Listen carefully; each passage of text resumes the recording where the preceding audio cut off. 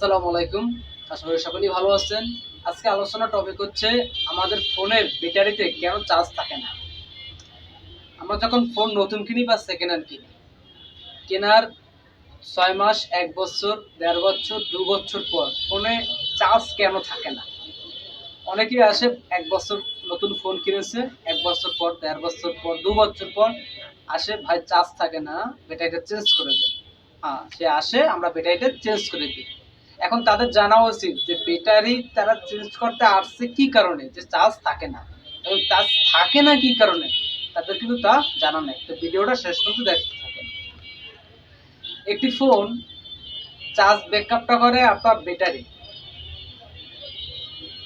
Battery ছাড়া কিন্তু একটি ফোন চালানো যায়, ডাইরেক্ট চার্জার দিয়ে কিন্তু যখন আমরা ফোন চালাই তখন কিন্তু ব্যাটারি কোনো সাপোর্ট থাকে না, তখন ডাইরেক্ট ভোল্টেজে চলে, এম্পিয়ারে চলে।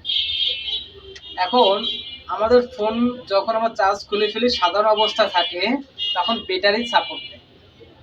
কারণ ব্যাটারিগুলো চার্জ কেন থাকে না? চার্জ থাকে না দুটি কারণে, প্রধানত দুটি কারণ। 1 নম্বর কারণ হচ্ছে আমরা যখন মোবাইল ফোন ইউজ করি ব্যাটারি একদম লো করে ফেলি।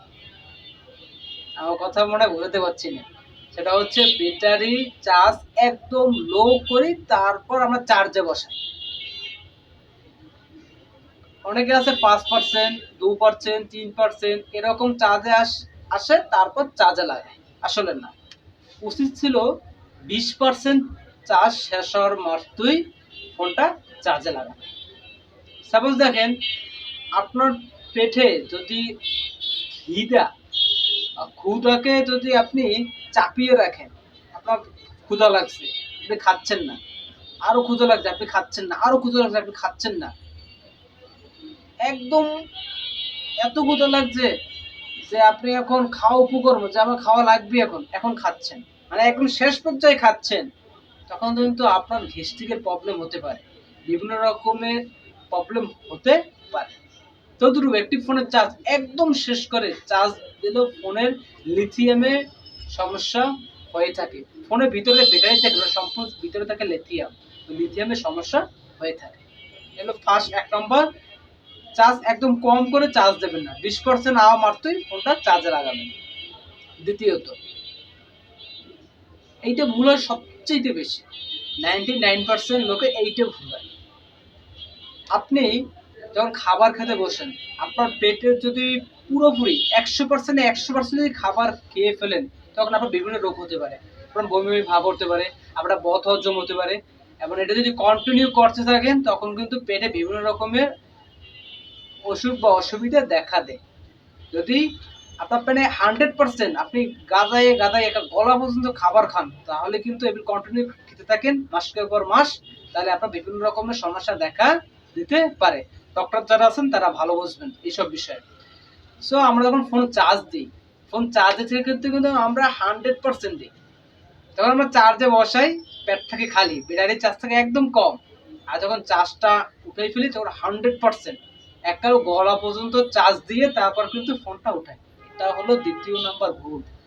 একটা ফোনে 100% চার্জ দেওয়া যাবে না। অনেকে আমার এটা বিরোধী করবে যে কি বলে, আমি তো অ্যাকচুয়ালি করে 100% চার্জ দিয়ে আসছি, 100% চার্জ দিয়ে আসছেন বিদায়ী তো 6 মাস 1 বছর পর পর আপনাদের ব্যাটারি চেঞ্জ করা লাগতেছে ফোনের।